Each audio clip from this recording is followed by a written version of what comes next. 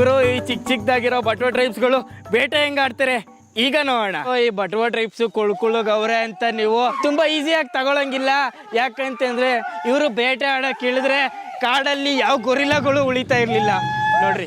ಗೊರಿಲಾಗಳನ್ನ ಬೇಟೆ ಆಡ್ತಾ ಇದ್ದಂಥ ಟೈಮು ಒಂದಾನೊಂದು ಕಾಲದಲ್ಲಿ ಹಿಂಗೆ ಆಡ್ತಾ ಇದ್ದಿದ್ದು ಗೊರಿಲಾಗಳನ್ನ ಬೇಟೆ.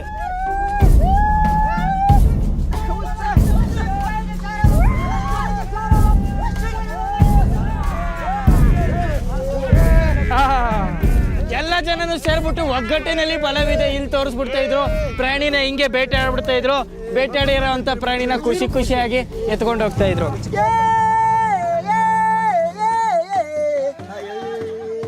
ಪ್ರಾಣಿನ ಬೇಟೆ ಆಡಿದ ದಿನ ಇವರು ಮತ್ತೆ ಇವರ ಕಮ್ಯುನಿಟಿಲಿ ಎಲ್ಲ ಫುಲ್ ಪಾರ್ಟಿ.